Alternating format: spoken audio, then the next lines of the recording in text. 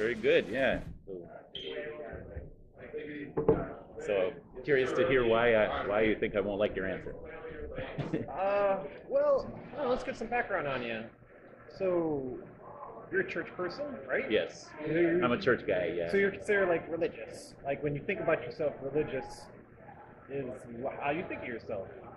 Yeah, it's Yeah. important to me. I mean, obviously, there's probably a lot of facets in your life, but that's a big Yeah. one. Yeah. And you were raised in religion, or is this something you came into later in life? More later in life, but yeah, I grew up in a Lutheran Okay. household. So yeah, you have a spiritual base, I suppose. Yeah.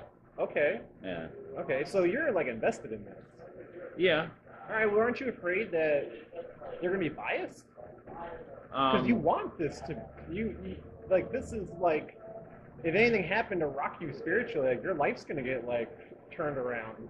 Yeah. You know, part of the reason that I like to do these kind of conversations, and by the way, the reason I want to film it is so I can show other Christians that we can have conversations outside of church, you Yeah. know, with in coffee shops or on the street or wherever, Yeah. you know. So I don't like the echo chambers that we often find ourselves in, you know, in church, or you know how the internet people kind of gravitate toward groups or whatever, you know, people that are like-minded. It's hard to have your mind change when you're not talking to someone face to face. You're not reading their emotions. You're not. Yeah. It's easy to just. So I don't want to be that guy that that person who only exists in their echo chamber and have a bunch of cheerleaders, you know, cheerleading my beliefs. Right. It's like I want to hear every side. Yeah. You It's know. like how you're supposed And, to grow. Yeah. Yeah. If you're just So doing the same old ideas. So I guess my idea is what won't kill me makes me stronger. For real. Like what a great way to test your faith than to talk to people who. Yeah. Like people like me who have their minds made up. Or whatever. Yeah. Sounds like you do. And, no, no, I would never say that. It's just, in fact, I try to have a wide range of understanding of reality, I suppose, reality. Mm-hmm. So there's no way for me to have set in stone, this is fact and this is not. Yeah. When you look at like physics and then physics on the quantum level where nothing is the same, and it's hard to measure anything at all to be 100% correct because like we're still pretty new, like us as a species, like modern humans have only been around for like what 200,000 years and we've only been recording stuff for like the last 10,000, so it's like, well, what do we know? Mm-hmm. Nothing. Yeah. But we're getting an idea. Yeah. So yeah. So, do you have a religious background, or? Yeah. I was raised Roman Catholic, so we were extreme. Yeah. I was an altar boy till I was like 12, so I was a believer for real. Yeah. So please don't think I'm like being disrespectful. Like I'm you not know, at all trying to say like you're wasting your time or whatever. Yeah, But no, that's fine. the more I learned about my world and world history especially, when like religion for me really only worked as long as I was uneducated about other things. Okay. And once I figured out, especially the history of my own religion, I realized like, okay, it sounds like someone made this up. Mm-hmm. Like, so a lot of Old Testament is Dead Sea Scrolls, right? Based off of the Dead Sea Scrolls. I don't know if it's based off of that, but that is used as a way of verifying if it's accurate or not. Sure, okay, but that was written by people. And they're written in a language that we can no longer translate. The Dead Sea Scrolls? It's a dead language, and we're kind of guessing what it's saying. And then you look into older civilizations, like the oldest civilization that we are aware of, was probably older, you know what I mean, stuff gets lost over time, is Sumerians. And the Sumerians have a book called the Epic of Gilgamesh. And a lot of the tales of the Old Testament are from the Epic of Gilgamesh. Just the names are different, but it's still all the same stories. And what's weird though is that they're the only religion that humans weren't, like the world wasn't created for humans. They were created as slaves to these ancient giant gods that use them to dig gold. It's really crazy. But the Genesis story is basically there. In fact, the first humans that were created in these clay pots were called the Adamu. It sounds like Adam, like the first man. Mm. And so when you look at religions that come after it, you think, well, it seems like these are the same stories. Mm-hmm. And just the names have changed. So, but if they told me that everything in the Bible is 100% correct, but when there are these older stories that are basically the same thing, but the names are different, so obviously that's not true. Where did you get your information about all that?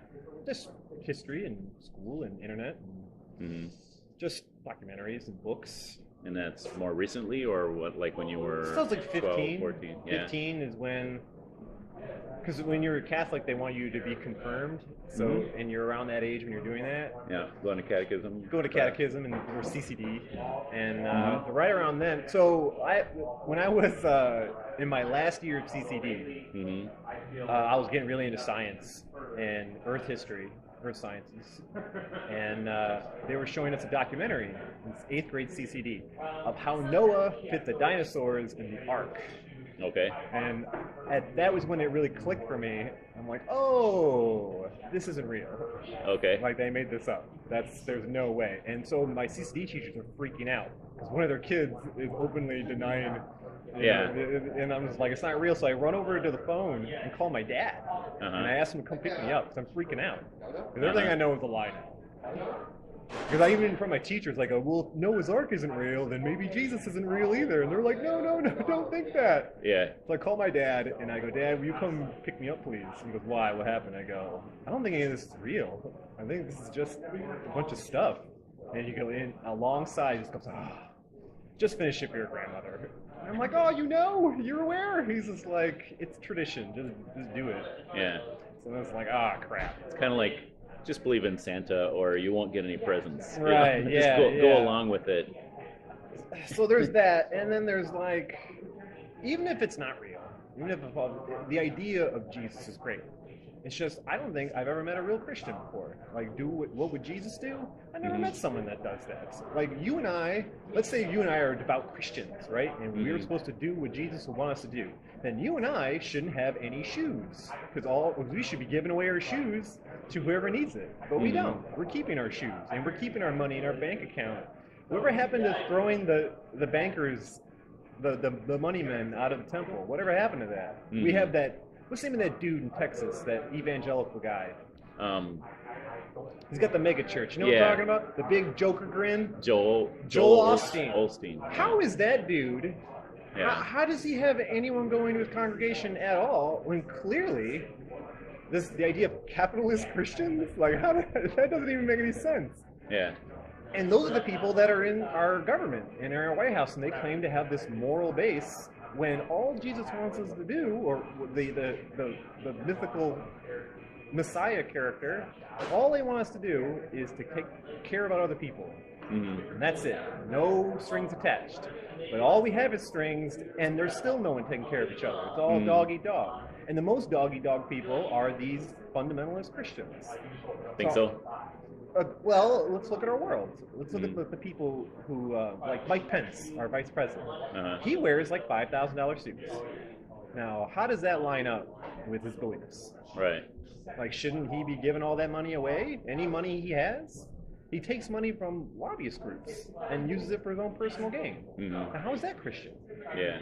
Now, would you support a Christian like that? You So yourself? the biggest complaint against Christians is they don't act like Christ taught. It doesn't really Right. matter to me if it's true.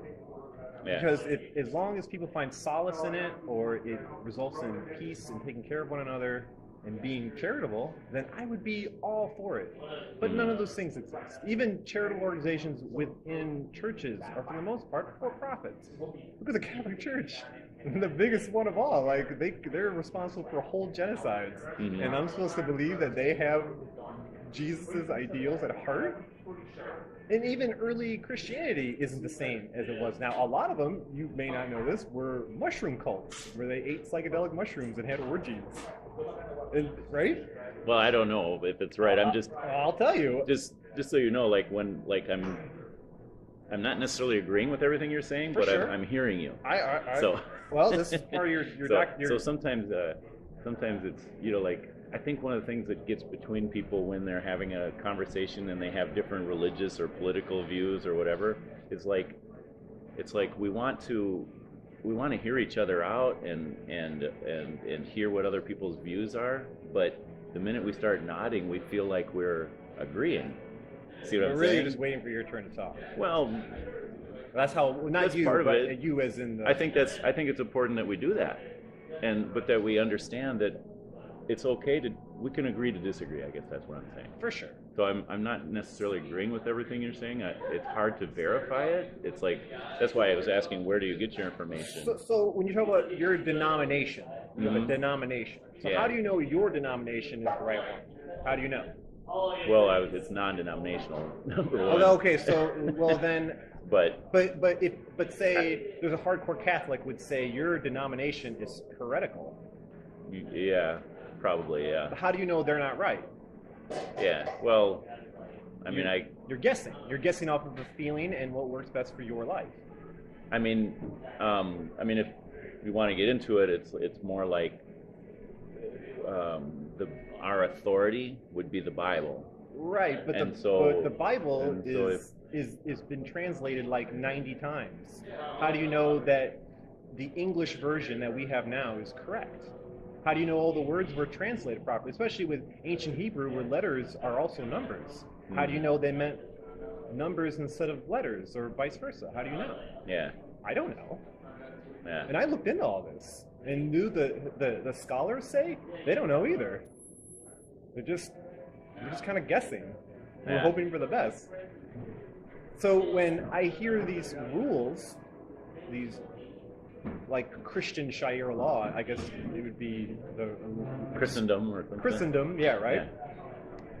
Well, I don't like these little rules outside of the Ten Commandments. Mhm. Like, why are they important? We don't know if they're real. We just know that they were translated from something that was written down by someone a long time ago. So how do we know that's real? Right. Because we have liars now.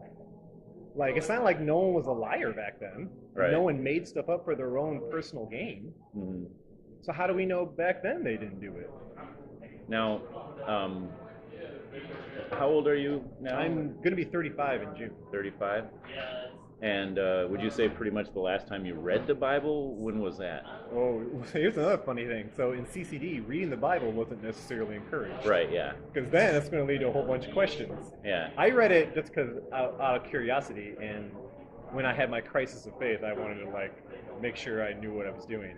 Yeah. It just leads to more questions. Although it does feel like Revelation, doesn't it? Or Well, the reason I ask that is because, like in these conversations, I come across a lot of people who have pretty strong opinions about the Bible. And usually I find that when it's a negative opinion, it's because their opinion is based on other people's opinions. right. So in other words, it's not like they've really read it for themselves, or if they have, they've read it when they were young. But there's different And versions our minds are at a different place now than when we were young. Okay. You know? But there's different versions of it. And in Of the different, Bible? and in different languages. I mean, there's. So which one? So which one you say the truth Bible? I mean, which one are you talking about? There's scholars' best efforts at translating it. Right, but a lot of the You know. languages are dead. Like Aramaic is dead. That's not a language anymore. So how do you know that's right? Well, there are just because a language like Latin is dead, but we know how to speak Latin. Right. So Aramaic, same way. Just because it's a dead language, in other words, people don't use it in their everyday life, doesn't mean we don't know what people meant, Right, or but how to translate it. But the Christian Bible, the New and Old Testaments, are based off of older versions of the Bible.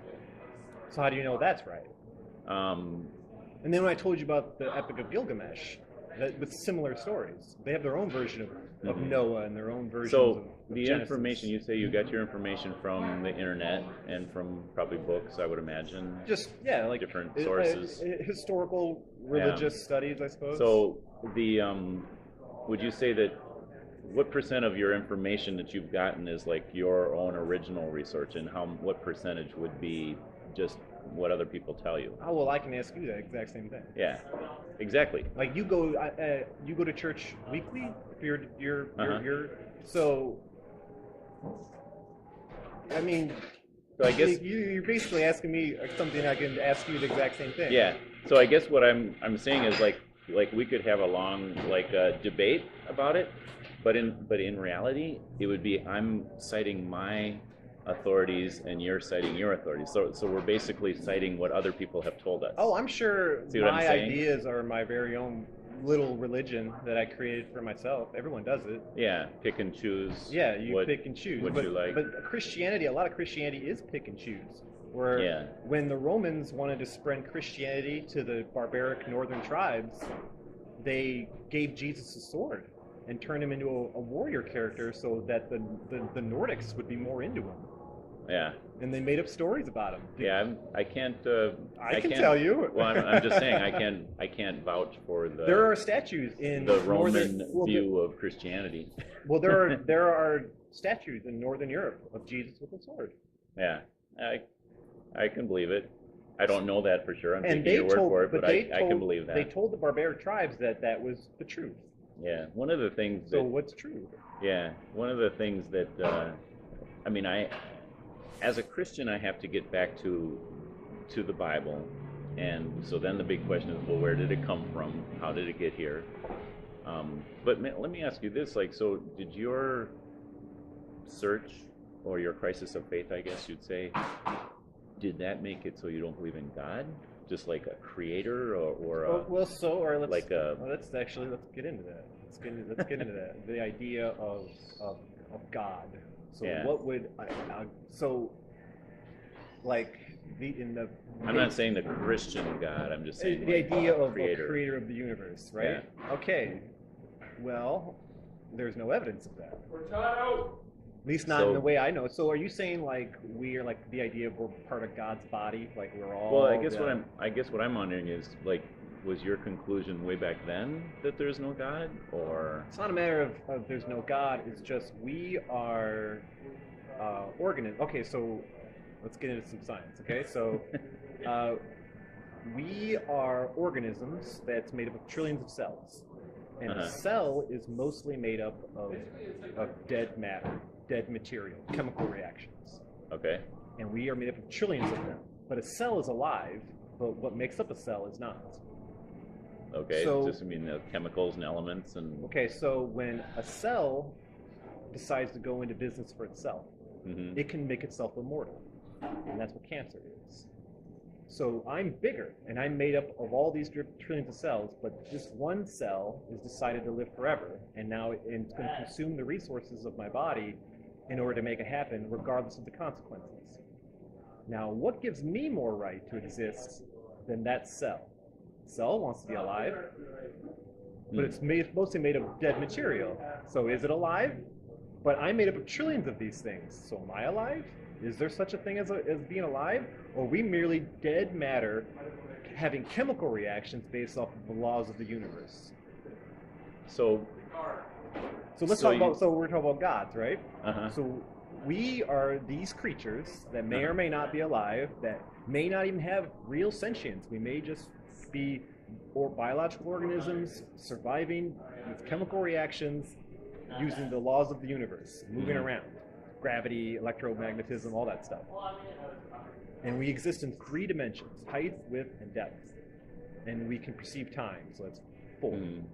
So what would you consider a god? Is a god a 3-dimensional or 4-dimensional being that also adheres to the laws of the universe, or is it beyond the laws of the universe? And if not, then we have to go to the higher dimensions. But if we're going to the higher dimensions, is there more than one God? Is God merely just a being that exists in a higher dimension?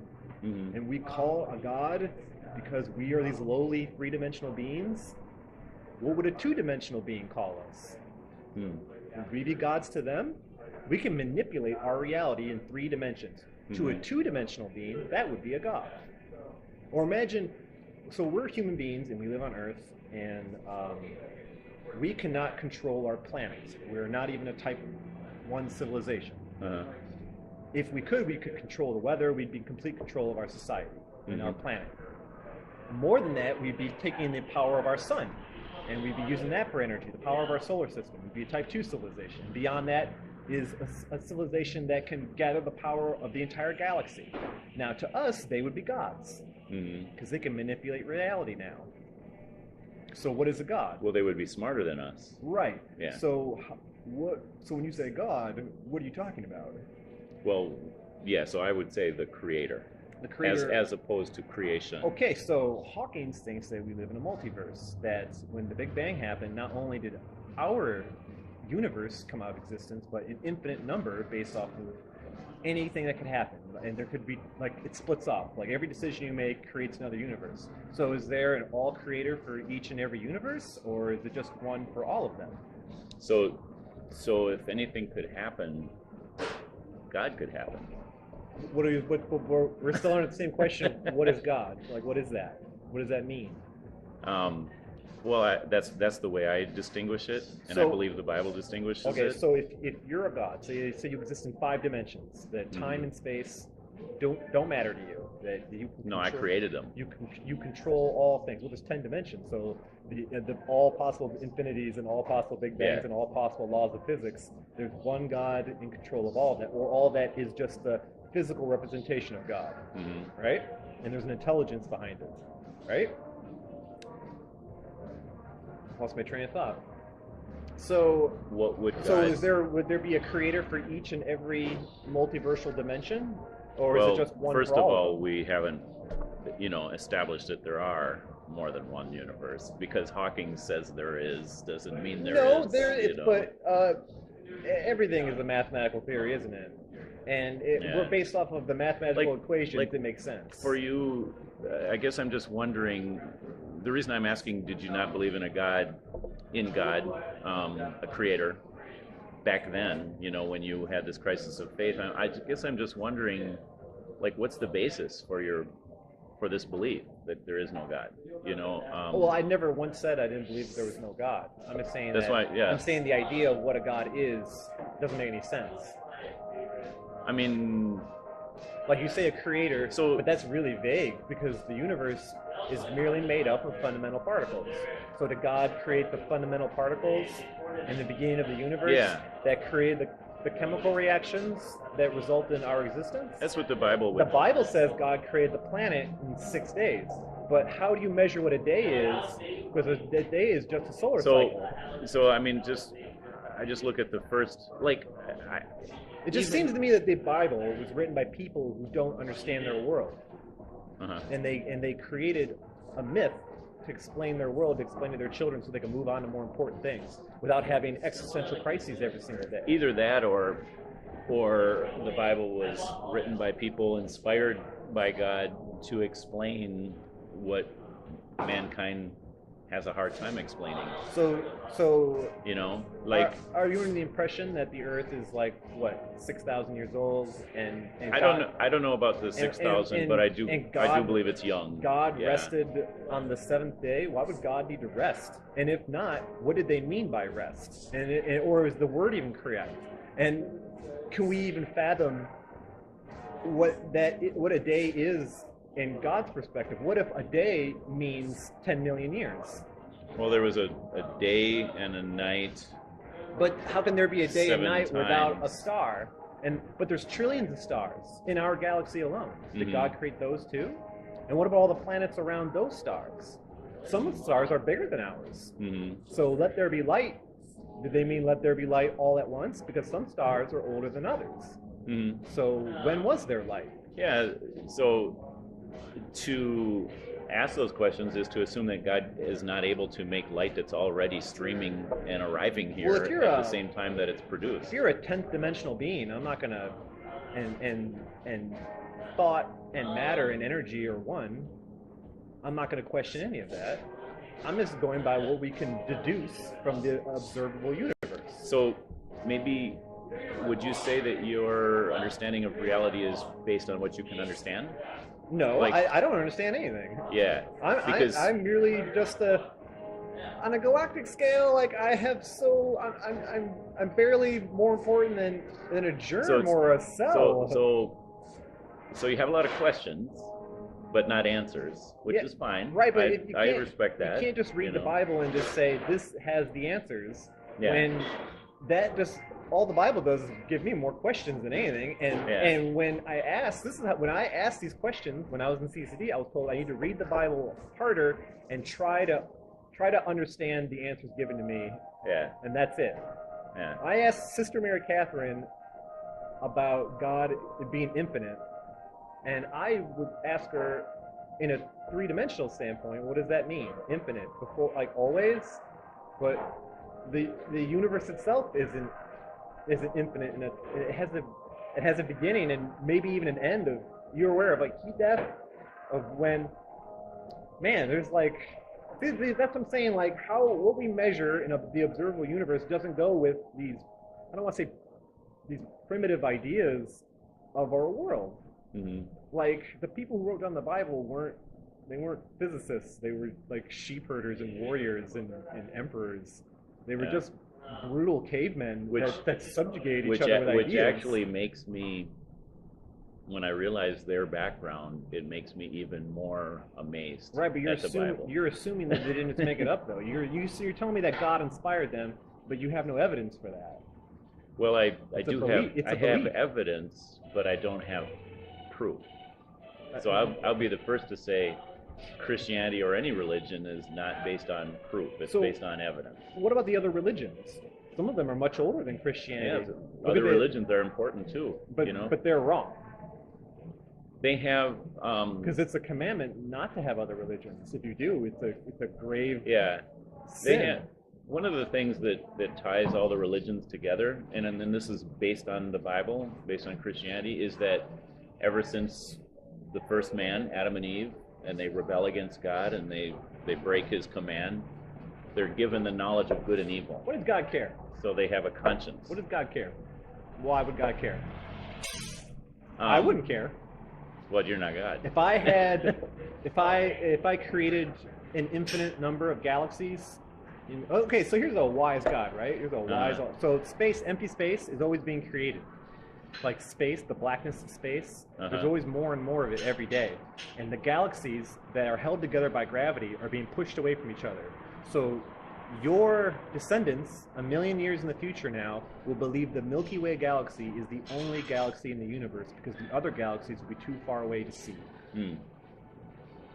Okay, so when they wrote the Bible, they didn't know any of that.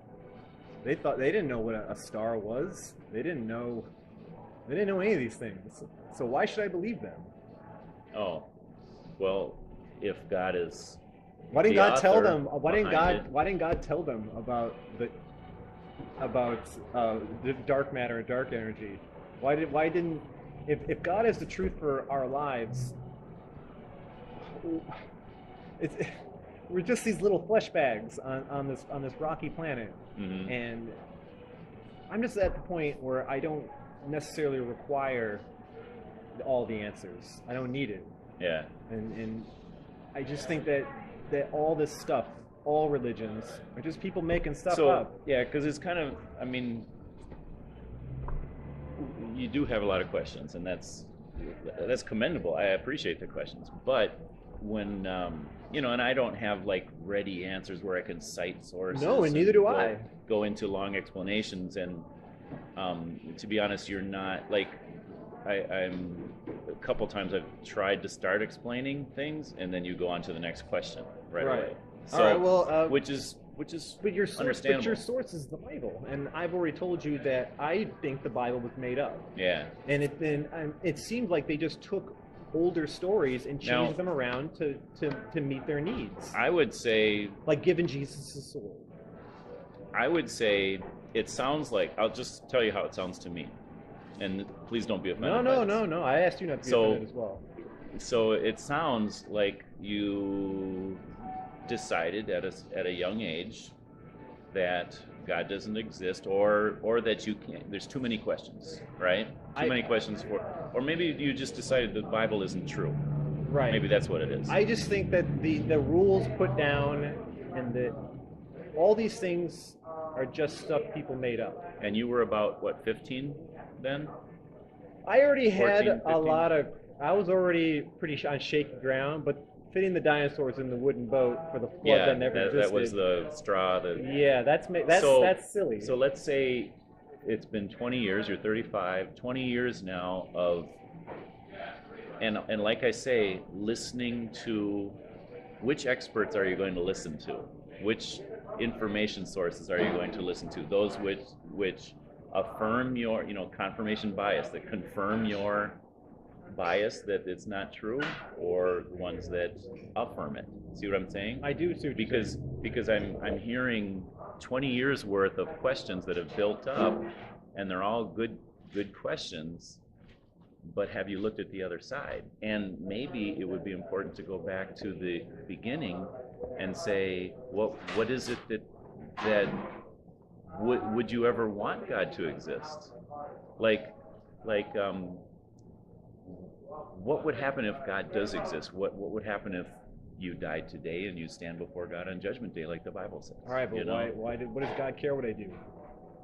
Well, I mean, you're going back to the questions again. So what? Right. So what I'm asking is, like, what if it's all true?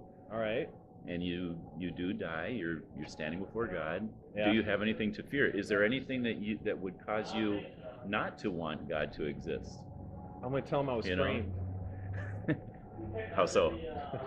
Just being an asshole. But like, so okay. So what about all the people willfully ignorant of the rules?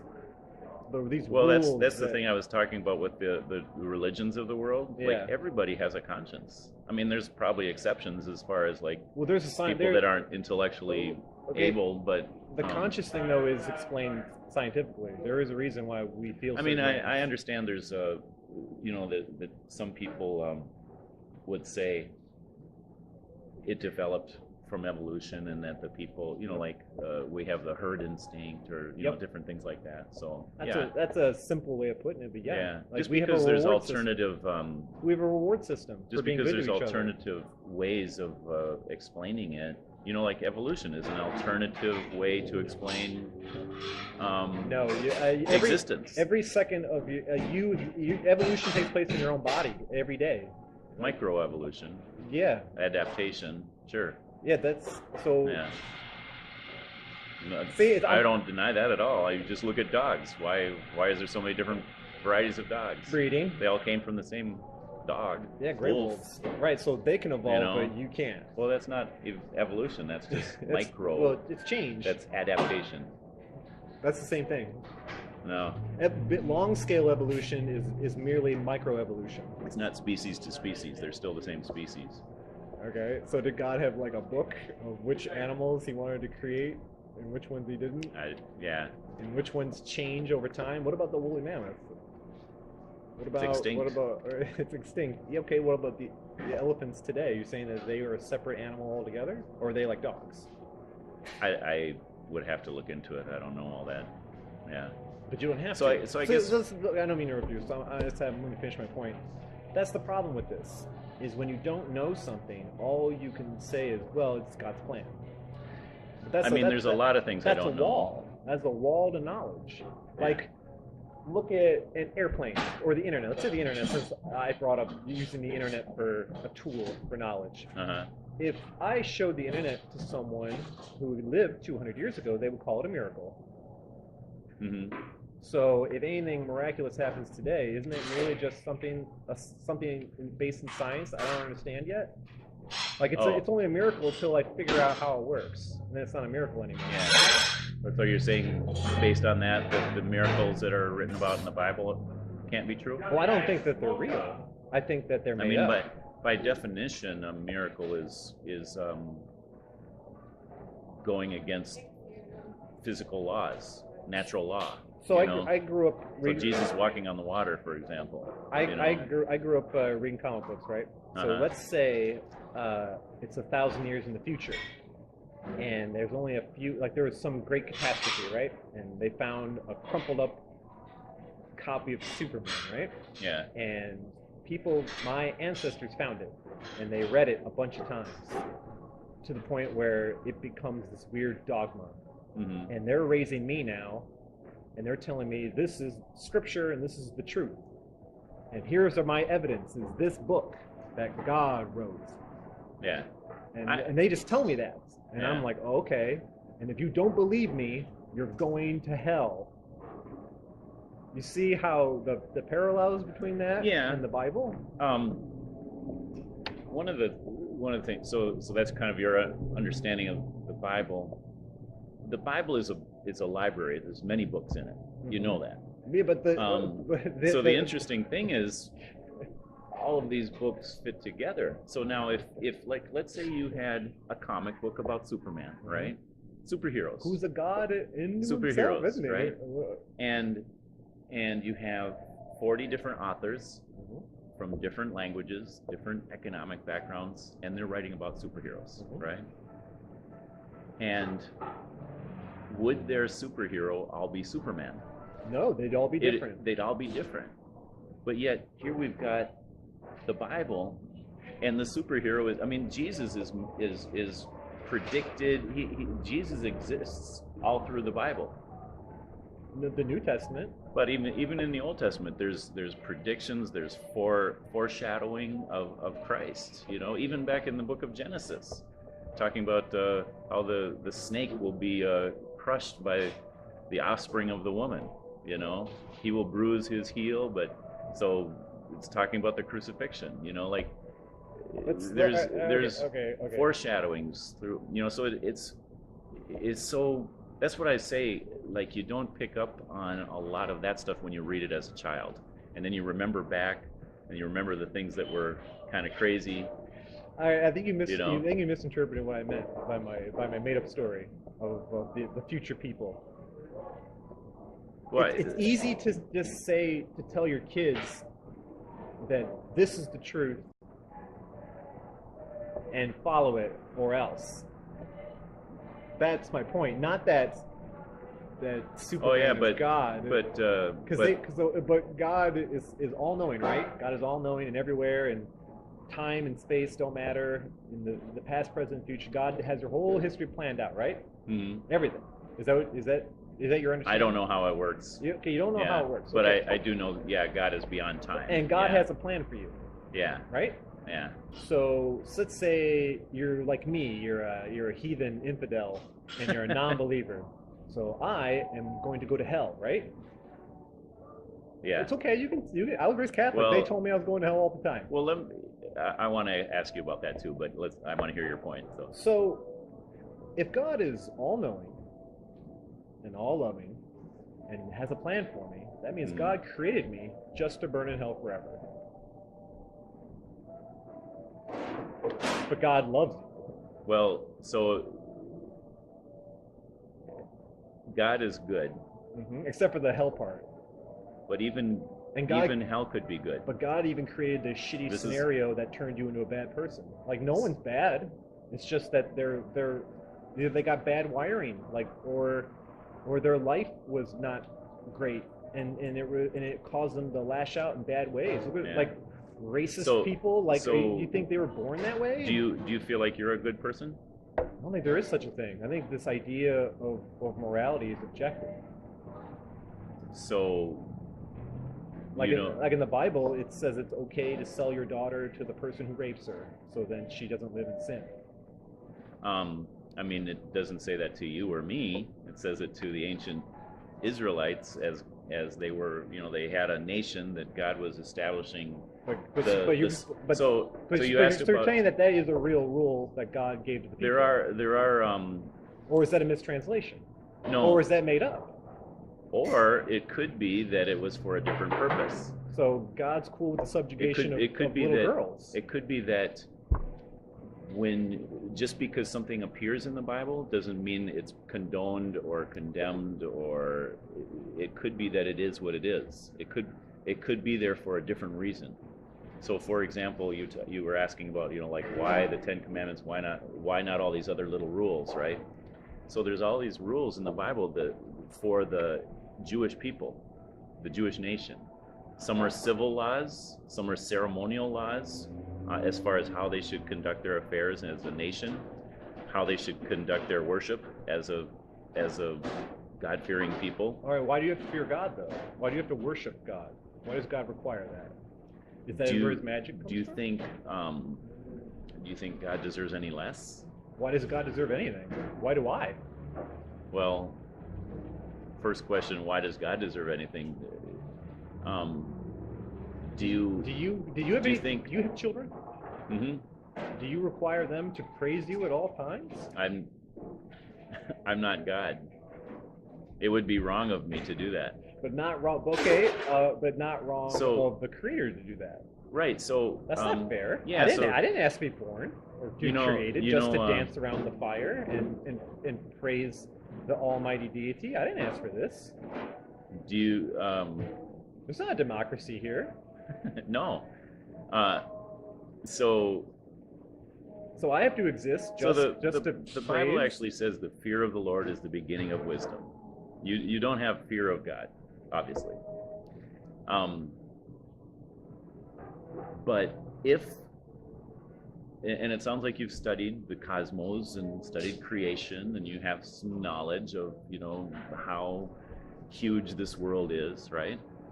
How intricate on a cellular level, how complex everything is. If there is a God, and he's as big, at least as big as the creation that he's made, and at least as all-knowing and able to bring it all together and make it all happen the way he does, would he not be worthy of your? Okay, I'm going to even say fear. It's not a matter of worthy. It's not a matter. It's a matter of why would something like that, a being like that, require that from its creation? Well, the Bible talks about God's purposes. Okay, the Bible was written by dudes. Well, you're assuming that. Okay. So but you're telling me that it was written by dudes, but under the controlling inspiration hand of God. the Lord. How do you know that? As far as like how would you determine how someone knows I just want to know anything? who told you that. Well, the Bible itself claims that. Okay, but who told you that? The Bible. Okay, but how? Yeah. But the circular reasoning thing. You're just going by. Okay, you're saying the Bible is the truth because someone told you it's the truth. Who told you that? The Bible. Okay, no. Someone told you that the Bible is true. Someone told you that it's true. If you read the Bible, you wouldn't be like, oh, okay. You wouldn't be like, oh, okay, this is everything that's ever happened in the world worth knowing. Uh-huh. You believe that it's true because someone told you it's true. I mean, as a Christian, I read other Christian writers. I've talked to other Christians who have experienced. Okay, so that blows my mind. Let's talk about that. Why would I read a book about how to read a book? That's their opinion. I'm not going to go. If a lot of things are based on people's experiences. You just told me that God created the Bible, and now you're telling me that I need human beings to tell me how to interpret that? I'm telling you, read it for yourself as an adult. Which version should I read? If you speak English, I can recommend some different English translations. A couple of different. They're still based on because there's English spoken differently around the world, and there's different reasons, different translations. Some are based verse by verse, others more section by section, paraphrases, things like that. I got some time. Yeah. So there are different translations of the Bible for different purposes. Some go into if you know anything about like translations from one language to another, there's literal translation, and then there's there might be sayings in the original language that that's when you go into, that's where translation and interpretation meet. Yeah. So it's like you can't translate Japanese into English. Well, you can. It's just not going to make any sense. You can't. You probably shouldn't do it word by word.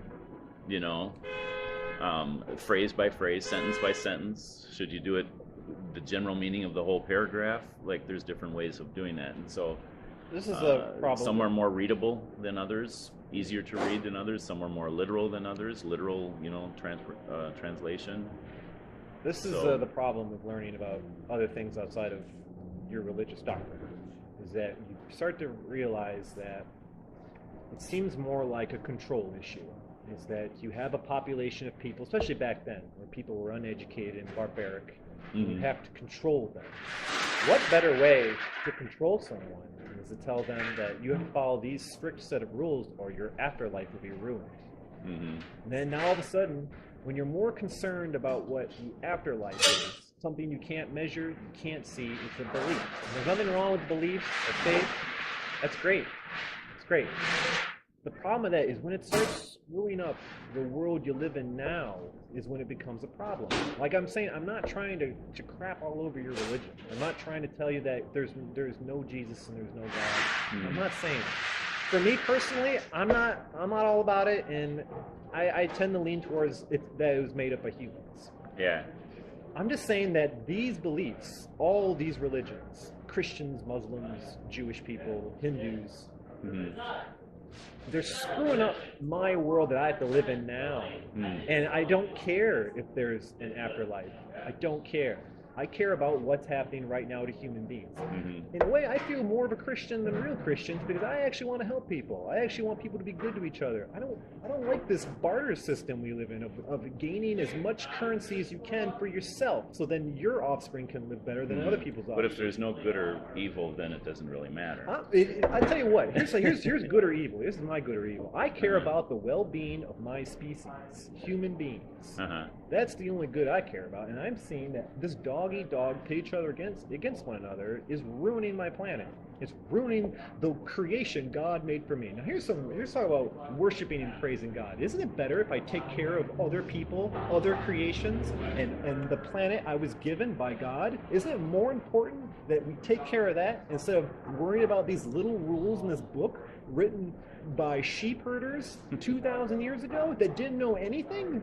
One way to look at it, and I would think that you would want to at least understand the Christian mindset, and have a good understanding of what the Bible actually teaches. Every Christian I have contact with, present company excluded, I'm sure you're a great dude, you're not doing what Jesus would do. None of these people are doing it.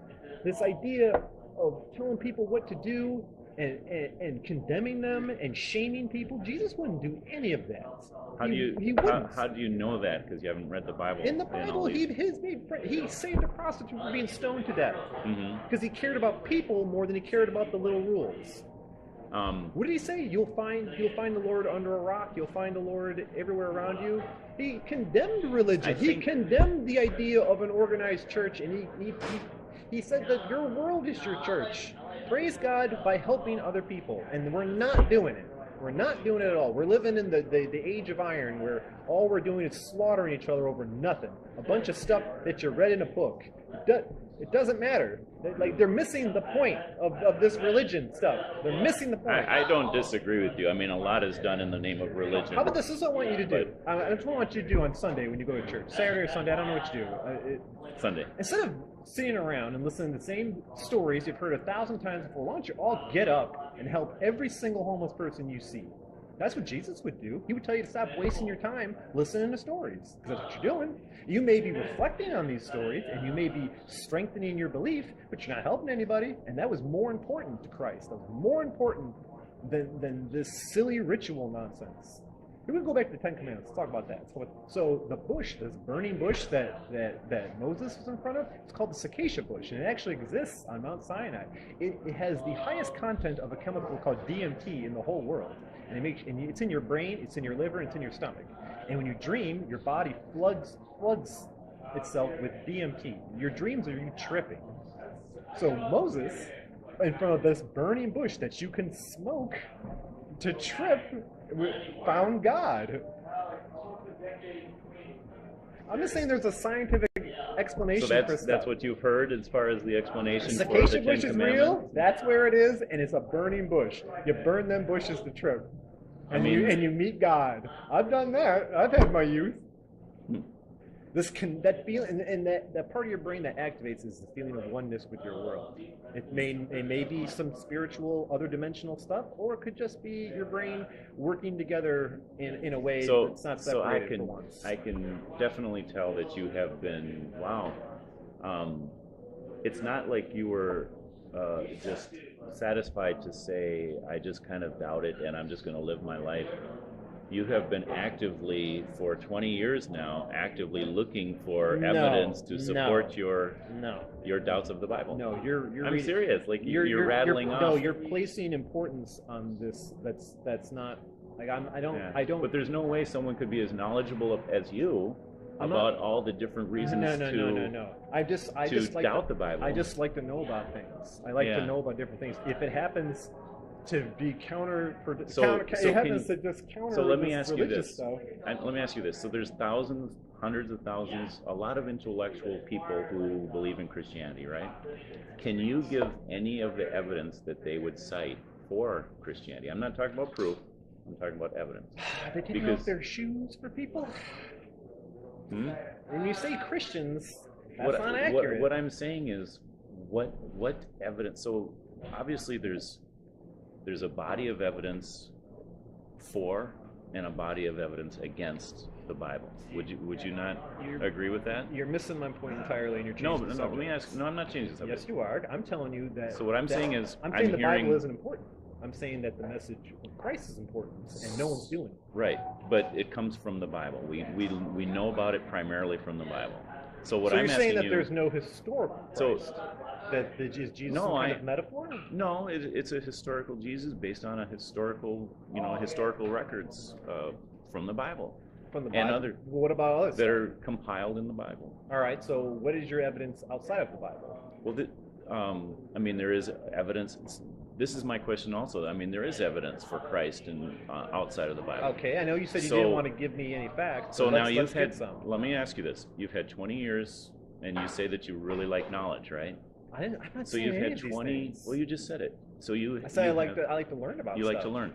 But who doesn't? Every second of your life is. So what I'm saying is there's a body of evidence, pro and con, right? And I'm stepping outside of my echo chamber, and I'm wanting to hear both sides, right? Well, so have you stepped into the echo, outside of your echo chamber, and are you listening to the pro side of where's the evidence for the Bible, And you're saying it doesn't exist. I'm saying, I'm not saying it doesn't. I'm asking you to explain. I'm asking you to tell me. There are whole books written on it, and I can't. Books written by dudes. Yeah. This is my point. Is I could be completely wrong. But everything that you're citing is written by dudes too. Right. Exactly. So exactly. So my point from the beginning was we're going to end up citing our favorite authorities, and we're just the little peons who believe them. That's what I'm saying. You talked about. But what I'm asking is, are you willing to look at both sides? Yeah. And if you are, you've had 20 years to do it, but you can't even give me any evidence for the Bible. See what I'm saying? Well, there isn't any. That's because you haven't stepped outside of your echo chamber. Dude, you lost me as soon as you said you think it's a young Earth, and that's wrong. That's what makes you think it's wrong? Because there's Earth science, and there's geology. Because your authorities say it. Scientists. You can be a religious person. And still understand I think it's a secondary issue. How the world works. It's not for me as a Christian. It's not primary that a person believe in that the Earth is young.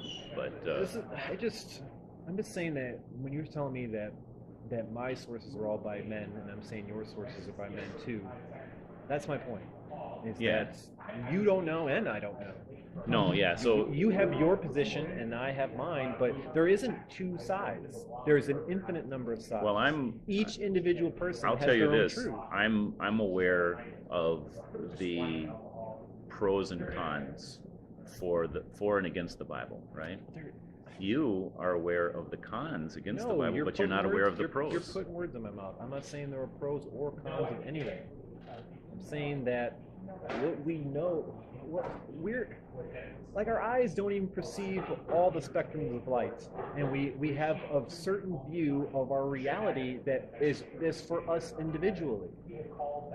And the idea that you and I or anyone can agree on one singular truth is impossible, is because my brain could be sending me information that's different than yours. We may not even perceive the world the same. And it may be biologically impossible for us to perceive the world the same. So it's just bizarre to me. Like these little, like I was talking about the little rules, right? Little rules. Mm-hmm. That's all well and good, but you and I can agree that it's best that human beings take care of one another Yeah. above all things. I wouldn't say above all things. Really? What would Christ say? Would he He- say, look out for yourself? He said two things. He said, "You shall love the Lord your God with all your heart, mind, and soul." That's number one. But what does that mean? Then he said, number two, love your neighbor as yourself. Right? Okay, so if So that's why I say it's not above all things, because number one, we need to love the Lord our God. So where does these Christian leaders justify war? How do you rationalize Do you think all war is bad? Yeah, all war is bad. So for us to fight against the Nazis was bad? Nazis run our country, dude. I'm just saying, Like- like if all war is bad, then we shouldn't fight Nazis. Well, didn't Jesus You say know? to turn the other cheek? Should we have turned the other cheek to the Nazis? I'm asking you. I don't think so. So you're saying you should openly defy what Christ wants, based off of what's I'm good for thinking you. we should have a mature understanding of exactly how to apply what he said. He wasn't talking about war. He was talking about on an individual level. You know, if someone comes and strikes you on one cheek, they don't hit them back. Just turn the other cheek. Be willing to. Unless they want to obliterate you, then you obliterate them back. He also Okay, told his let's- disciples to bring a sword with them. Let's say let's say this, all right? Let's justifiable wars, right? That's what we're talking about now, in the face of religious doctrine. Let's talk about that. So let's say we live in this a country, not America per se, and you threw up the Nazis, which is it's very black and white of you. Yeah. Let's say an enemy lives in a different country, attacks us, right? Mm-hmm. And we, with our more powerful military might, fight back. Mm-hmm. And we manage to obliterate them. We win easily. Mm-hmm. But let's say their children, the survivors, are now raised with the belief of the evil conquerors that destroyed their homeland. Their elders don't tell them about the horrible thing they did. They are just raised to believe that the people who destroyed them were bad. Mm-hmm. And they want revenge. Because they believe that if they don't, they are going to be obliterated too. So when you talk about right and wrong and morality, what is right then? What would be the right answer there? Like, should we attack these children who are now men with the belief that we attack them first, even though it's the other way around? Yeah. Sounds like a misconception. One of the ways, maybe to explain morality is, there's a lot of C.S. Lewis. I don't know if you ever read him. I really recommend that you read a book by him called Mere Christianity. It doesn't use the Bible to justify Christianity. It uses logic and reason. But he's explaining about morality, and he talks about it like the keys on a piano, and how one key, if you play it in the wrong place during a song, during a composition, can sound totally out of tune. It's wrong. It's not. It doesn't belong there. In that time and place, it doesn't belong there. See what I'm saying? That's an opinion. No, I'm just saying, like, when you hear it, it causes discord. It's so. There's no wrong answers. But that same key is used in other songs. That's assuming that. So that's assuming that there's rules in music.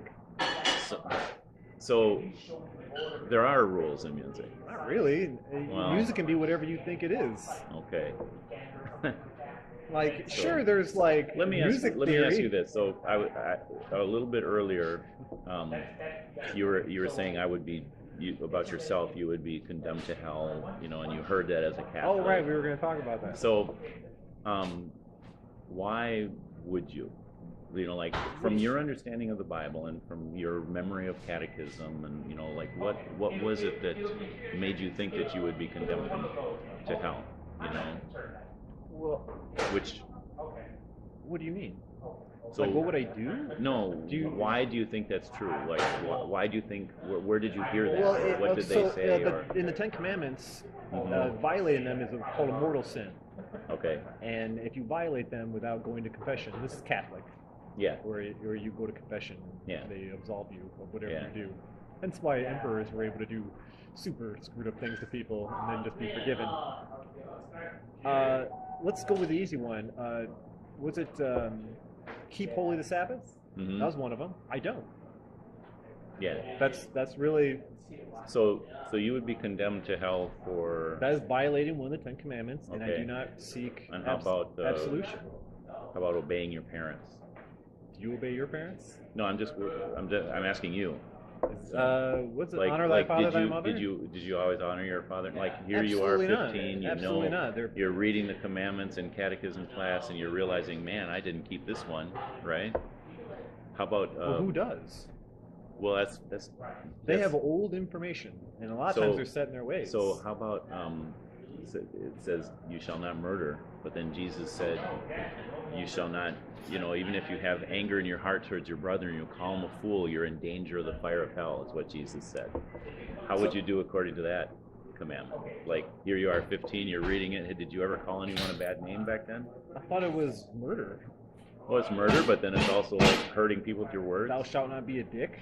Is that what they meant to say? Or call people. So, okay, that's an interpretation. Well, what do you mean an interpretation? You're like what you just told me. So they never explained that to us. They Well, said, "Thou shalt not kill," and then now then you say, "Thou shalt not murder." Well, this would be and Jesus. now you're saying, "Thou shalt not be a dick." This is Jesus' interpretation. Because during the Sermon on the Mount, he's preaching about the Ten Commandments. Yeah, do unto others as you would have them do unto you. He said. Yeah, no one does that. Everyone's going to hell, especially that Joel Osteen fella. So here you are, 15, you're reading your catechism, you're realizing, man, I've broken these commandments. I'm in trouble if God exists. Thou shalt not steal. That's pretty big. Did you ever steal back then? Well, think about our society. Look at the resources in which we use to build our world. I'm just saying back then. Don't interrupt me. I'm going to explain myself to you. All right. You asked, what does steal mean? Is, say, the exploitation of a foreign country for its resources through globalization or slavery. Isn't that a form of stealing? Mm-hmm. And our whole world, all these materials are based off of that. The Bible talks about the whole world system. Lithium ion in your phone is from mines in Afghanistan that we bombed to oblivion to get to. And you could say any reason you want, terrorism or whatnot. We went into Afghanistan for lithium ion and opium. So now, is that not theft? And you, by using that phone, are you not stealing? So I'm not trying to point the finger at you, but what I'm trying to do is get you to think about what might have motivated you back when you were 15 to say God doesn't exist. That's great. I'm trying to because if God exists, I'm I'm in trouble. If God exists, See what I'm you're saying? in trouble. Exactly. What's your point? So my point is, there were ulterior motives for wanting to say God doesn't exist, No. other than just Noah and the ark. Now, I have no... And ever since then, 20 years of looking for reasons to believe that he doesn't if God exist. existed, that means the universe is a lot simpler than I thought, and I don't got to worry as much. If he does exist? If God does exist, then I can plan accordingly a little bit better. But I don't know. So all I gotta do is say I'm sorry about the atrocities. You know how like Karl Marx says religion's the opiate of the masses? Yeah. Atheism. Would you consider yourself an atheist? No. Just agnostic, right? Like you don't know? Yeah. But even to say that... You're saying atheism is the opiate of the masses? Yeah. I think Christianity is the opiate of the masses. Well, I know, and that's what Karl Marx was saying. Religion is... I think but he's right. Here's why atheism is the opiate of the masses. We don't... Because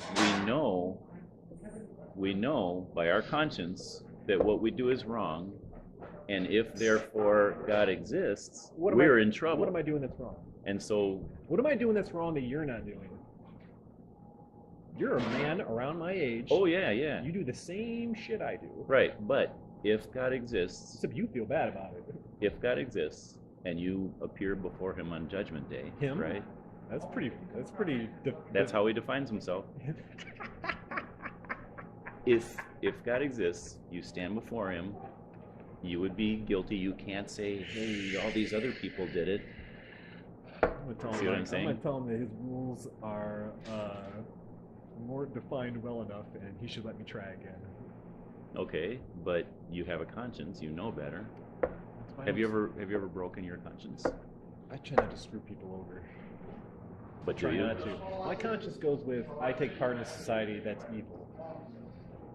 Like what we do is evil. So, but you did say that all the things, even though I do them too, you do them too, right? Everyone does. Right. Everyone. So would you be? I'm saying based off of the rules in the Bible, Mm-hmm. no one is getting past the gates. And that's exactly what the Bible says. No one is. We're all going to be stuck here. That we're all condemned. Maybe, are you afraid that the rapture happened and it's just that no one got called up? And this is Good question. and this is the time? No, I mean, No? I'm not, and I can tell you why if you want to hear. Please, you got 5 more minutes, and then I got to get my laundry. So I will. Let me put myself in instead of me saying, okay, how would you do on Judgment Day, right? Here's how I would do. Okay. Have I lied? Yes, I have. I'd be a liar. The Bible says liars shall not inherit the kingdom of heaven. Wait, what? Liars shall not inherit the kingdom of heaven. Okay, so a lie. Let's define. No, let's listen because I only have 5 minutes. Oh, no. You can't. You just said I can't. You can't bring something like that up without going under what it is. Words are just sounds coming out of my face. Have you ever lied? Sure. Okay. But it's just sounds coming out of my face. Doesn't mean you think it's okay to lie? What's a lie? To misrepresent yourself, to say something that's not true. What if I say something that I think is true and it turns out to not be true? Well, then I think it's. I mean, I wouldn't think that's a lie. I mean, maybe if you don't go back and correct yourself. What if I do that and then it's 10 years later and I realize I was wrong and I can't go back and correct myself? Well, then I think it's honest mistake. But you can when think you of ask all myself sorts of, what I'm going to do on Judgment Day, I'm going to tell God it was an honest mistake. Well, have you ever lied knowingly, knowing that it was wrong? Yeah. Have you? Yeah, exactly. So how do you get over that? Well, so let me continue to explain. So let's say I'm guilty. I'm guilty of lying. I'm guilty of stealing. I've stolen before. Okay, I'd be a thief. I'm guilty of using God's name disrespectfully. Like how? Like what does that mean? Don't say OMG, or don't misrepresent God, or. Oh man, why is OMG bad? You're proclaiming that it's your God.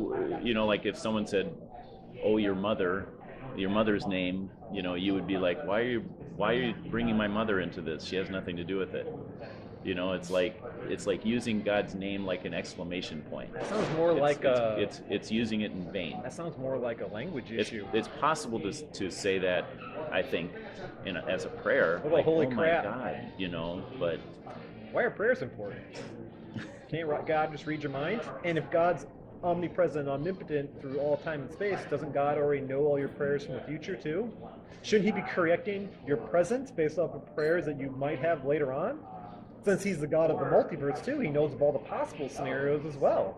So shouldn't he be correcting that stuff as it goes along, since he knows your future prayers as well? Yeah, I wonder if you've always been a questioner, like ever since. I'm just using reason based off of the laws of reality that I'm aware of. Well, it's hard to construct any kind of an answer, because the minute you ask a question, then you ask another one, and you're not listening. Well, your answers are all like, well, the Bible says this, and I'm like, well, I don't think the Bible's right, and then but you keep going back to it. Well, what I was saying is, here's how I would be, and you. So. I told you didn't want to talk to me. No, this is fine. It's good for me.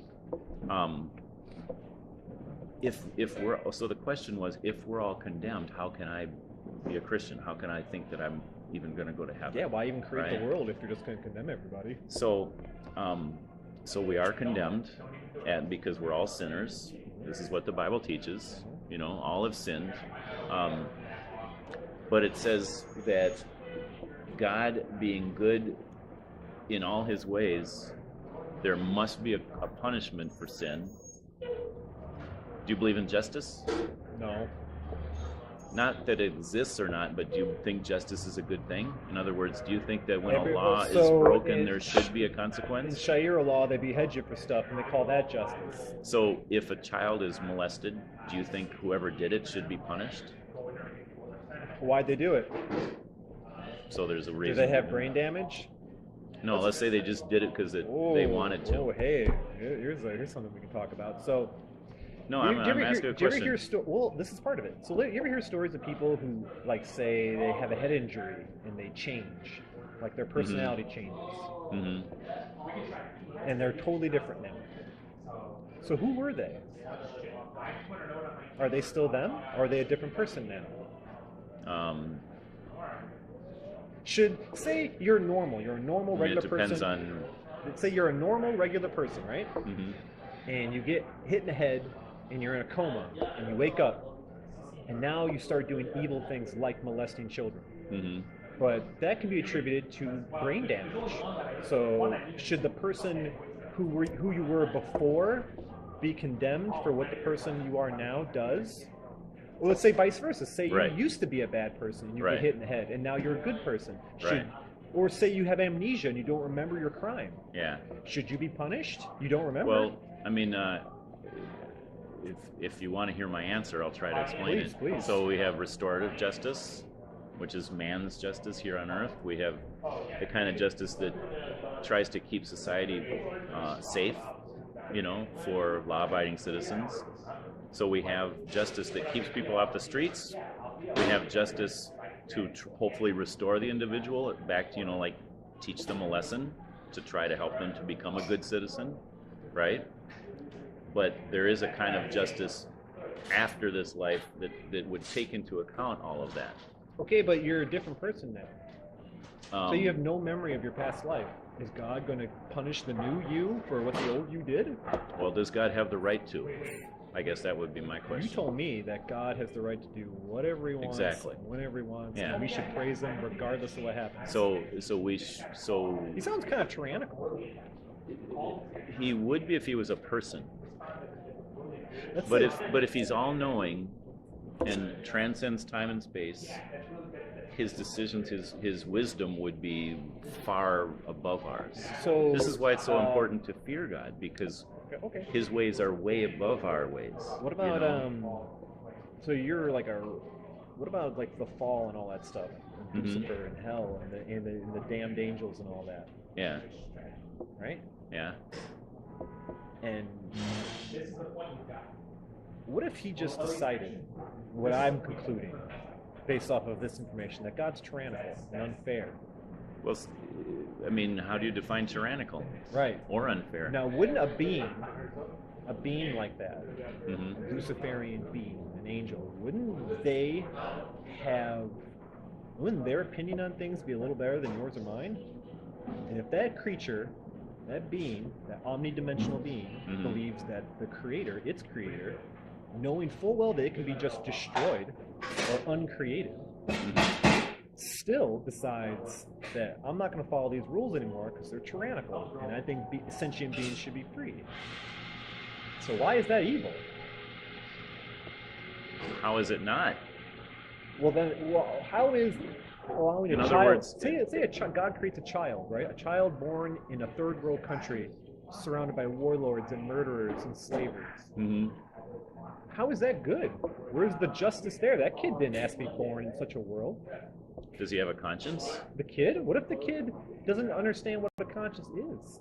Well, just that's what a conscience is. It's a knowledge of good and evil. It's not saying I understand where it came from, or it's do I follow my understanding of good and evil. So the child soldiers in the Congo, Hmm. they're kidnapped and forced to murder other people in an army. And where's their inborn morality? I'm not saying that what they did. Do you think just because they've been kidnapped and forced to kill others makes them innocent of any other They're a kid. wrongdoing? They're just a kid. Yeah, just a kid. I mean, I do believe there's an age of accountability. I have no idea, or don't pretend to know where that is. But say you that know? now that kid goes to judgment, and God Mhm. says you're going to hell for all the stuff you did. Like what? This is the world you put me in. This is the brain chemistry I was born with. Are you saying that kid's completely innocent? I'm saying that there is no such thing as innocent. I'm saying there's no such thing as justice, and that this idea of morality is a matter of perspective and a matter of understanding. And just because you're bad now doesn't mean you're always going to be bad, and just because you're good now doesn't just because you think you're good doesn't mean what you're doing is actually good. Like Mike Pence, that dude thinks that what he's doing is good, but really what he's doing is tyrannical and oppressive and wrong. Is there something in particular he did wrong that you don't like? Yeah. What? The idea, other than wearing an expensive that suit? is a big one. That's is being a hypocrite to putting the wealth of him and his friends above the well-being of everyone else because they believe that capitalism and monetarism is the way God means it to be. But where in the Bible does it say monetarism is the way to be? Where does it say that? Where does it say that if you... I mean, you have good points, good criticisms, you know, and Why does God care if I jack off? Why does God care? Why is there a rule about that? I mean... What does God care if I was gay? What if I was gay this whole time and you were talking to me? Would you still want to talk to me?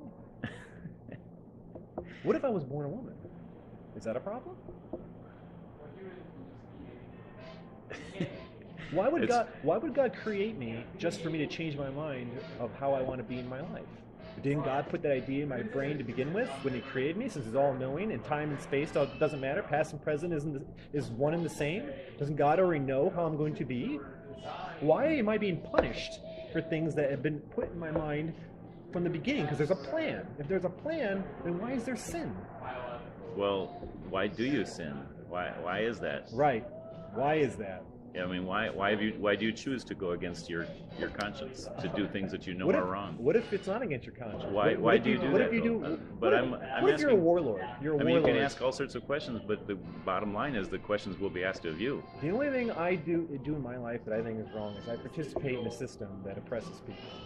But you just said that you do all these things that are wrong. I sure do. So do you. The minute you say so do you, you're admitting you do it too. See what I'm saying? Yes. So this was made by slaves. So standing before God on Judgment Day, you will be found guilty or innocent of keeping or breaking His rules. Well, I don't think there are rules. I don't think that there is guilty or a judgment. innocent. If it's true, I think that try to be open-minded about this. Try to think about, okay, if what the Bible says is true, and I'm standing before my Maker on Judgment Day, and I'll be held accountable for, did I keep my conscience or break it? Did I keep even what I knew of the Bible because I had been exposed to it? Will I be guilty or innocent? What would you think? Guilty or innocent? Standing before God. Innocent. But you just said you were guilty of. It's just same thing. I'm saying that same thing as me. If there is an all-knowing plan, then He shouldn't be surprised. So you're innocent because you didn't know any better, or innocent because you... How could you be innocent? I'm just following destiny. I'm just following the plan. You have no mind for yourself? You don't make your own decisions? I thought you said that God is all-knowing. And that all-knowing doesn't mean that He doesn't give you a choice. You know what I'm going to think? Since we're all made in God's image, I'm going to... what does that mean for you? For me? Yeah, made in God's image. What do you think that means? That's some xenophobic shit that the ancient people made up so that they can justify slaughtering people that don't look like themselves. Yeah. I don't mean to be getting aggressive. Please don't think that I'm attacking you. No, it's fine. I'm very much used to it. Really? I don't think I've ever talked to anyone who so rapid fire asks so many questions. And I can tell you're very good at it. I don't know if you've always been good at it. Maybe I just never get or you've any gotten answers. A lot of practice. I just don't think I get any answers. Well, I haven't. I would have to say that I think that you probably have gotten a lot of answers from the sources you choose. This is how I'm going to wrap this up. So I'm going to take care of my laundry. Sure. So say that my biggest issue is that there's no evidence and I've never met God. But you're going to tell me that I've always met God. Of course, that's what you're going to say. But that's what I would say if I was in your position. If, say, a being came before me and was able to manipulate time and space to prove to me that they are the Alpha and the Omega and the God of my fathers and all that good stuff. Yeah. Even if I don't believe it to be true, and I believe this is just an other dimensional being trying to show its power towards me, I'm going to tell it whatever it wants because it can warp time and space, and there's nothing I can do about it. Okay. So you would fear that being. No matter what. But I would fear that being in the same way an ant fears being stepped on by me. Mm-hmm. So, and that being probably has the same fear about something that lives above it, and so on and so forth forever and ever. Okay. So are you saying this fear of this higher, more powerful being is a bad thing? I'm just saying, yeah. It's, You know, like I would say you fear gravity. You wouldn't walk over a cliff. I'm just saying that You wouldn't jump out of an airplane. that You know, I'm just saying that my life is. fear can be a healthy thing. I'm just saying that for ensuring survival. Yeah. But So it sounds to me like I'm already so, dead and I'm in Judgment Day. well, what if the There is no what if the survival. very being that you are called to fear also says, I would like to have a relationship with you, but first you need to respect who I am. Because we can't have we're not going to be buddy-buddy. God is never going to be buddy-buddy with you. Respect is just a word. No, it's not. It It's doesn't it's a really real mean- thing. You can't have a relationship with God as God without fearing Him in the first place. I can't. You know, I fear God. I fear God like I fear electricity. I mean, there's power there. You know. Yeah, as long as I you're- want to be as- careful to follow his, you know, but at the same time, I know what he should give me, which is I should be punished for my sins, for breaking his laws, because I've done it time and time again. But yet God says he wants a relationship with me. He wants me to call him Father.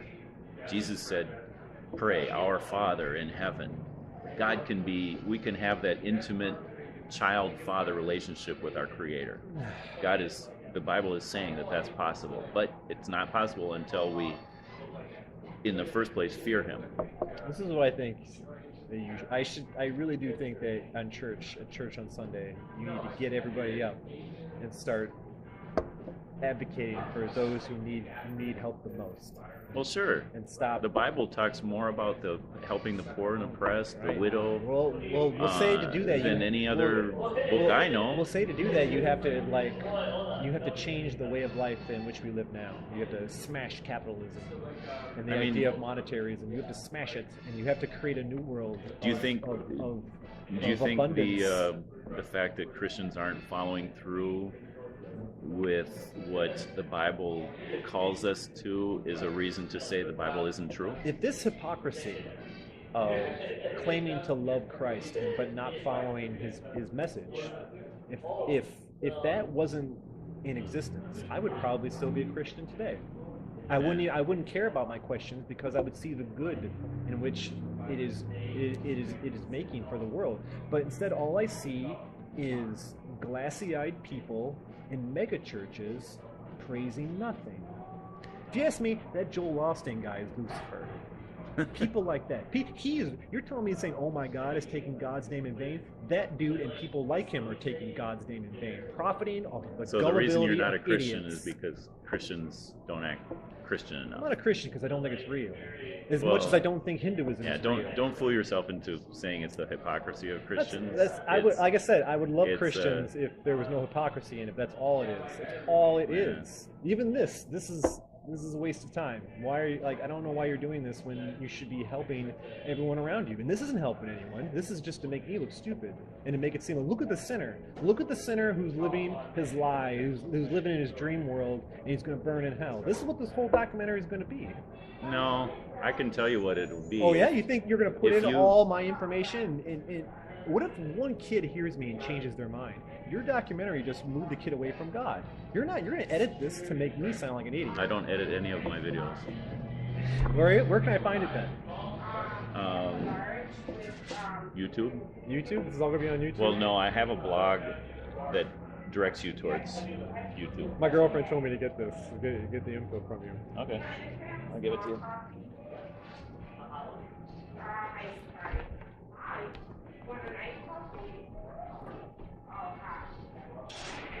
I don't know, man. I just think that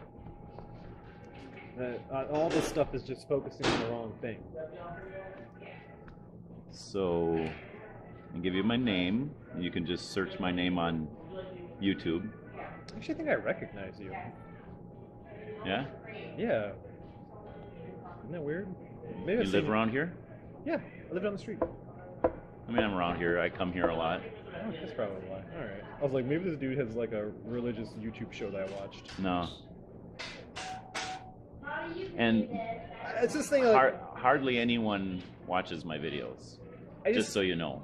I just think that for anyone who would, I want them to be able to see, hey, we can have these kind of conversations anywhere. I just think that until all these other problems are dealt with, of inequality and starvation and slavery and war, until all that stuff is dealt with, we need to stop worrying about the little stuff, and the little rules of indoctrination and how to praise God properly. Well, let's worry about the other stuff first. If you believe in eternity, which the Bible teaches, we're here for a short amount of time, right? Yeah. We're going to spend eternity either with God or cast out of his presence, being punished by God, you know? Eternity becomes more important than even the short time here on earth. Now, can we affect eternity by how we live this life? Sure, you know. I'm actually a high school teacher. Oh, right. It's not that I don't care about trying to do good in this life and trying to improve the lives of others. So I give myself to education. Sure. But in the long run, I'll be honest, I want to teach my kids how to read and comprehend what they're reading because I want them to read the Bible someday, you know. But I also know that it can help their career, it can help improve their lives, it can help get them out of poverty because I deal with impoverished kids. So yes, I want to do good. Jesus said, if you love me, you'll obey my commands. You know, he says help the poor and the oppressed. He also said give unto Caesar that is Caesar's. Well, yeah, I try to be a law-abiding citizen to the point where it doesn't conflict with his commands. Most of the laws are made by sociopaths. Well, what are you gonna do when? Because right now they figured out why humans age. We figured it out. It's a defect in our gene structure, and they're figuring now. They know of a protein they can give us that will continue the cycle of cell birth and death. Because when you have too many dead cells, when you start getting old and you die, they figured out how to stop that from happening. So we'll basically figure out how to be young forever. It's like a car. As long as we keep the parts working. Would you want to live forever? Yeah. What does forever mean? Because eventually, the universe will go so far as every star is burned out and every black hole will run out of particles, and all they'll be left is the basic fundamental particles of existence. And even they too will dissolve into nothing, and then there'll be nothing. There's no such. Well, yeah. Eventually, there'll be nothing. The idea of forever is definitely. I think you're right. The universe is running down. You know. Well, that's a theory. I mean, the universe. There's universal expansion and then contraction and then expansion again. There's that theory, but then there's just most likely it's heat death. That's what we can understand. Yeah. But for as long as we can exist physically, like there's a chance to keep humans living forever. So doesn't that conflict with these religious ideas, or do you think religion will continue on even though people's lifespans will now be in the hundreds of thousands? And we've expanded to not just this solar system, but as many solar systems as we can in the Milky Way galaxy. Yeah. Will we take Christianity to the other planets? Well, it matter at that point, because when you talk about God, when I talked about gathering the energy of a galaxy, what do you do when we become gods? And as long as we can survive this part of human existence that we're at now, where we're destroying our habitat, if we can survive this part and be biologically immortal, because there are animals on Earth right now that are biologically immortal. They only die of unnatural deaths. They don't get old, and they live forever. It's possible to do it. Mm-hmm. So, and there's a chance that this is all going to happen in our lifetime. You and I may live for 1,000,000 years. You and I. So, do you think in 1,000,000 years, with 1,000,000 years of life experience, will you think you will be able to hold on to your religion when you yourself will be that? If how you become with the advancement of technology and genetic engineering and just CRISPR and all that good stuff, and you talk to a primitive human, they would think you're a god.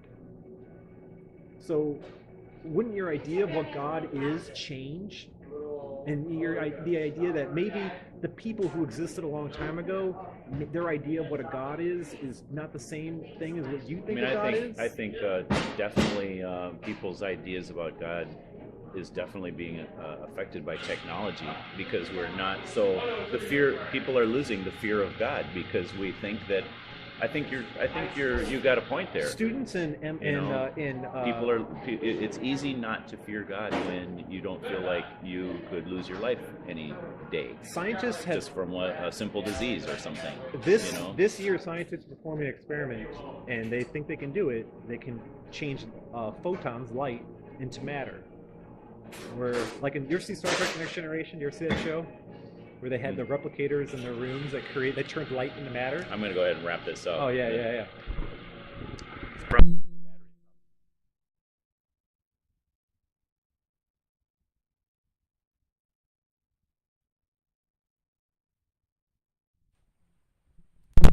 Depends on how you define God. What if you have a piece of equipment in your head that can change light into matter with your thoughts? Aren't you a god? Does it ever bother you not to be able to get answers to all these questions? Nope. Spice of life. Can I interest you in some reading material from the other side? I'll tell you what. I'm going to I'll send you an email. Okay. And then you'll have my email. Okay. And then you can send me whatever the hell you want. Some links and things. Yeah. Because that's what I two-way see street, happening. It's gonna be a two-way street. You sure? Yeah. That's what I see happening is 20 years of only listening to one side of things. I'm going by. You're in an echo chamber. I'm